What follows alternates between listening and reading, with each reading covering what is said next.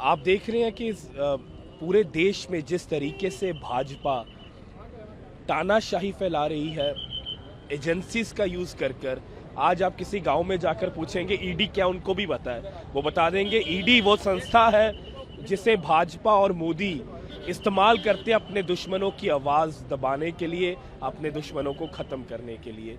इसलिए इस तानाशाही के खिलाफ और जिस तरीके से एक फर्जी केस में हमारे नेता, हमारे दिल्ली के माननीय मुख्यमंत्री अरविंद केजरीवाल जी को जेल में रखा हुआ है, उसके खिलाफ आज इंडिया गठबंधन के सभी दल यहाँ पर रामलीला मैदान, वो मैदान जहाँ से आम आदमी पार्टी की शुरुआत हुई थी, अरविंद केजरीवाल की शुरुआत हुई थी, उसी मैदान में इकट्ठा हो रहे हैं। और पूरे देश से युवाएं, किसान, महिलाएं, हर वर्ग के लोग इस रैली में अपना शामिल होने के लिए और भाजपा सरकार के खिलाफ जो आक्रोश है वो दर्ज कराने के लिए पहुंच रहे हैं।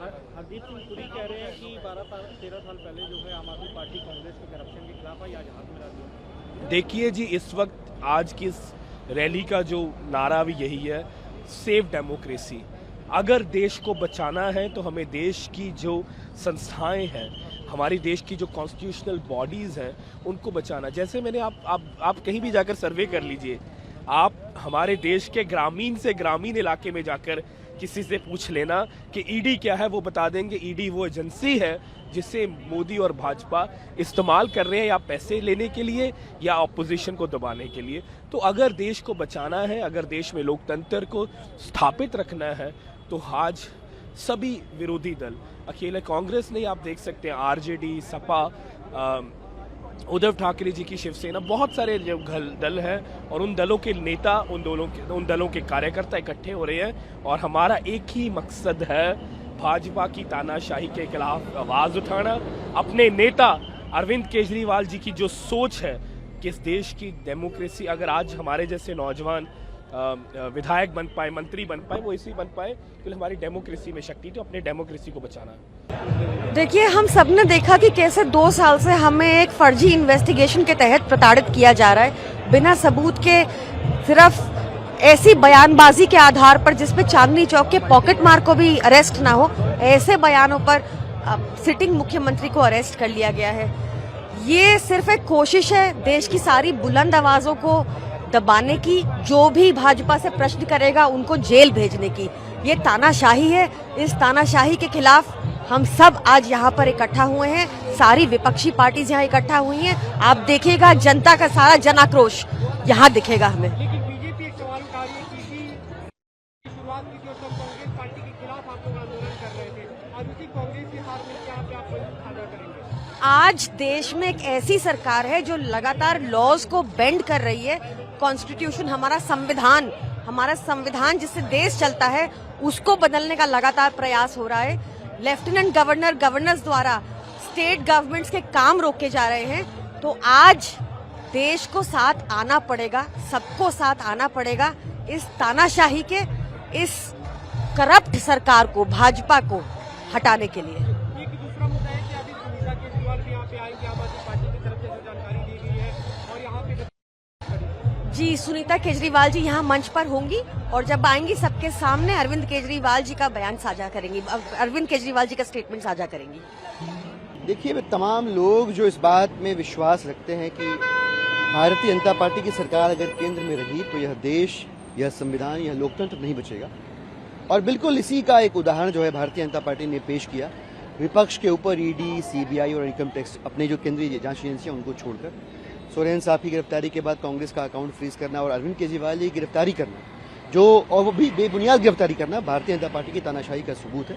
उसी तानाशाही और गुंडागर्दी के खिलाफ हक और इंसाफ की आवाज बुलंद करने के लिए दिल्ली और देश के लोग इस ऐतिहासिक भूमि पर इकट्ठा हो रहे हैं, भारतीय जनता पार्टी को बताने के लिए कि यह देश तुम्हारी मर्जी से नहीं चलेगा, तुम्हारी तानाशाही से नहीं चलेगा, यह देश बाबा साहब के लिखे हुए संविधान से चलेगा। अच्छा, आपने इसको एक ऐतिहासिक भूमि बताया है। आज से 12-13 साल पहले का हवाला दिया है हरदीप सिंह पुरी ने। उन्होंने कहा 12-13 साल पहले आप कांग्रेस के को कोसते थे, आप कांग्रेस के खिलाफ बोलते थे और आज उन्हीं के साथ आपको यहाँ पे अलायंस बना के रैली करनी। मुझे लगता है भारतीय जनता पार्टी को भी बताना चाहिए कि उन्होंने अब तक 226 से भी ज्यादा कांग्रेस पार्टी के एमपीज, एमएलए लेकर क्या साबित करने की कोशिश करी है। भारतीय जनता पार्टी को बताना चाहिए कि हेमंत बिस्व शर्मा जिनके खिलाफ वाटर स्कैम का एलिगेशन लगाया था भाजपा ने, उनको अपनी पार्टी में क्यों ले लिया। अजीत पवार को अपनी पार्टी में लेकर उन्हें साफ क्यों बना दिया? और सबसे बड़ा सवाल जो भारतीय जनता पार्टी के सामने नैतिकता से जुड़ा हुआ है वो ये है कि भाजपा बताए कि सो कॉल्ड जो लिकर स्कैम है उनके हिसाब से, उसमें जो प्राइम एक्यूज था उससे 60 करोड़ रुपए क्यों लिए शरद चंद्र से?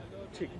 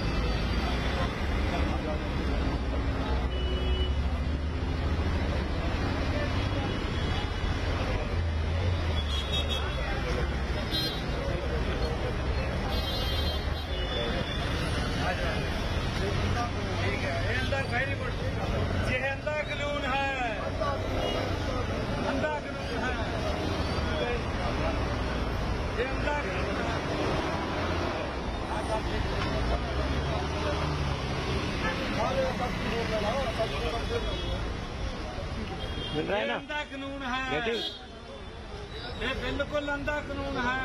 केजरीवाल को रिहा करो, रिहा करो, केजरीवाल को रिहा करो, रिहा करो। ये बीजेपी का जो तंत्र है ये नहीं चलेगा। ये बीजेपी वोटा न करके ये साडे लीडरां नूं अंदर परेशान करती है।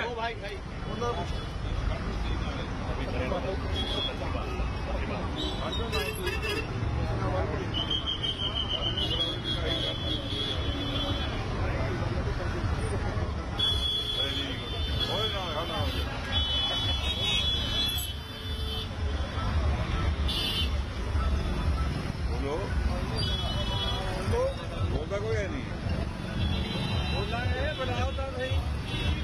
मीडिया ने बुलाना ही नहीं। हाँ मीडिया ने बुलाना था,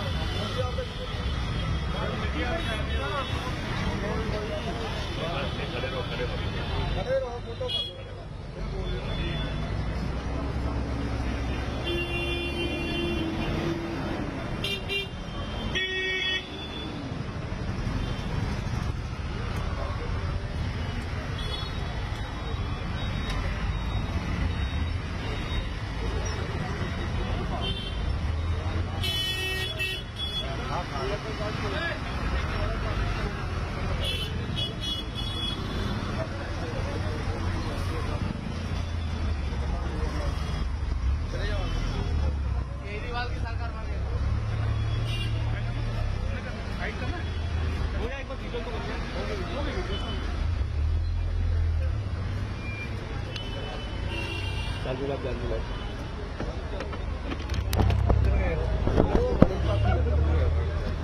आप लोग यहाँ इकट्ठा हुए हैं आंखों पे पट्टी बांधकर, क्यों ऐसा करना पड़ा? देखो सच बात तो ये आज देश में कानून नाम की चीज नहीं है। ये सजा भी खुद देते हैं और जेल में खुद डालते हैं और पकड़ते भी खुद है। किसी भी ना पुलिस की जरूरत है, ना जज की जरूरत है, ना वकील की जरूरत है। और हालात देश के बद से बदतर हो गए हैं। किसान, महिला, मजदूर हर आदमी दुखी है और कहते हैं 400 पार वोट कौन देगा? क्या नेपाल, बांग्लादेश और भूटान से MP लाएंगे? कहने के मैं समझता हूँ लोकतंत्र की हत्या हो रही है। पूरे देश को जागना चाहिए। अब मत दो राहुल गांधी या कांग्रेस को वोट, पर देश हित में आप देश को बचाने की बात तो करो। आज देश खतरे में है। इनके वादे सारे झूठे हैं। जो भी वादे प्रधानमंत्री ने किए, जो भी गारंटी दी, चाहे झूठी है, चाहे 15 लाख की है, चाहे किसान को डबल आय की है, चाहे हवाई चप्पल वाले को जहाज में बैठने की है, चाहे व्यापारी को व्यापार बढ़ाने की है, विद्यार्थी को पढ़ने की है। हर आदमी आज के टाइम में परेशान है और 400 पार का नारा दे रहे हैं देश के प्रधानमंत्री। बड़े दुख की बात है। इसके विरोध में पूरा देश आज इंडिया गठबंधन की रैली पर पूरे देश में विरोध काली पट्टी बांधकर लोग निकल रहे हैं।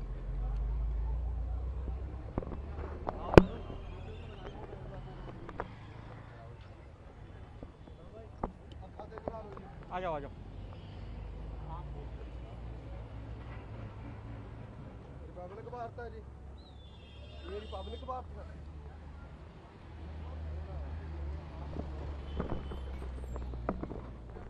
To protect our democracy, the ruling BJP government is doing all these abusive activities against opposition leaders like Kejriwal, Hemant Soren, Manoj. So in the midst of election campaign, we are gathering here to condemn Modi's government activities against the constitution. BJP government having afraid of election, definitely people of India will throw away them from the regime, so that they are doing this kind of activities. Being a part of India Bloc, I am coming here to attend this protest. Sir, going to say in rally, are you going to address? So I will condemn the arrest of Kejriwal, and I will appeal to the people to defeat BJP to protect our nation. Are you also going to meet the family of Arvind Kejriwal? There is no possibility, I think. I will attend the Maha rally and I will go back to my constituency. Sir, AIADMK putting some serious actions, also saying that all the corrupt leaders are coming together in India Alliance. How would you look at it? This is electoral politics. They are making rumors. They are making abusive statements. This will not give any impact against our India Bloc. We will win the election. जो इस तरह की rally इसी जगह पर हुई थी 12-13 साल पहले, वो मनमोहन सिंह के नेतृत्व वाली कांग्रेस सरकार के खिलाफ थी। समय की रैली नहीं है, भ्रष्टाचारियों की बारात है, और उसमें एक दूल्हा उनका ईडी की कस्टडी में है, दूसरा दूल्हा भी, एक सरबाला भी ईडी की कस्टडी में है, इसलिए ये सब हल्ला है। और क्योंकि उनको पता है कि अब उनके पास रास्ते हैं नहीं, उनके रास्ते आस्ते आस्ते बंद हो रहे हैं, सारे के सारे जो आरोप है वो साबित होने वाले हैं भ्रष्टाचार के मामले में, इसलिए सब हल्ला है। और ठीक कहा उन्होंने कि आज से कोई 10-12 साल पहले इसी रामलीला ग्राउंड में भ्रष्टाचार के खिलाफ ये इंडिया अगेंस्ट करप्शन का कैंपेन लेकर बैठे थे। आज उन्हीं लोगों के साथ हाथ मिलाकर बैठे हैं जिनके खिलाफ उस समय कैंपेन कर रहे थे। एक सूची जारी करी थी उन्होंने कोई 35 जनों की, भ्रष्टाचारियों की, और जिनकी सूची जारी करी थी आज वह इनके साथी बने हुए हैं। और आज ये वहाँ से सुनीता केजरीवाल को भी बुलवाएंगे। कल तक ये कहते थे कि हम परिवारवाद के खिलाफ हैं, और आज वहाँ से सुनीता केजरीवाल भी भाषण देंगी। जी सर, प्रधानमंत्री जी आज बहुत इम्पोर्टेंट जो है जगह वो चुनी गई, और वहाँ पर रामायण के जो अभिनेता अरुण गोविल भी क्योंकि उम्मीदवार हैं, तो इस पूरे मसले पर देखिए, ऐसी रैली ना कभी हुई ना हुई होगी, ऐसी रैली होने जा रही है वहाँ पर, और बहुत बड़ी संख्या में लोग वहाँ इकट्ठे होने जा रहे हैं, और प्रधानमंत्री जी कैंपेन का लॉन्च करने जा रहे हैं, और वहाँ से एक बड़ा संदेश देश को देंगे, और हम किन मुद्दों पर चुनाव लड़ रहे हैं ये संदेश आज प्रधानमंत्री जी वहाँ से देंगे। हाँ, वहाँ के लोग तो गाना गा रहे हैं, वहाँ के लोग तो भजन गा रहे हैं, गीत गा रहे हैं, कहकर कि मेरठ में हमारे राम आए हैं, और स्वागत कर रहे हैं। जी, एक असम से जुड़ा हुआ इच्छा जाहिर की एक और शादी की, जिस पर हेमंता बिस्वा शर्मा ने कटाक्ष किया, और उन्होंने कहा कि अभी शादी कर लें, नहीं तो बाद में तो फिर जेल जाना पड़ेगा। हेमंता बिस्वा शर्मा ने ठीक कहा कि जैसे चुनाव खत्म होंगे वे यूसीसी लाने वाले हैं, और जैसे यूसीसी आएगा तो चार शादियां नहीं हो पाएंगी। तो अगर कोई शादी वादी करनी है तो चुनाव के दौरान में कर ले, या चुनाव से पहले कर ले तो सुविधा होगी, वरना वो शादी कर नहीं पाएंगे और जेल में रहेंगे। जी, वीर सावरकर आपने सुना देखा होगा, कई बार राहुल गांधी के उस पर बयान आते हैं वीर सावरकर के खिलाफ। अब देवेंद्र फडणवीस भी कह रहे हैं कि राहुल गांधी चाहें तो वो उनके लिए पूरा थिएटर बुक कर सकते हैं, लेकिन बेबुनियादे जो बयान है वो राहुल गांधी देना बंद करें। आपका क्या कहना है? फडणवीस साहब का जो न्योता है राहुल गांधी को उसको एक्सेप्ट करना चाहिए।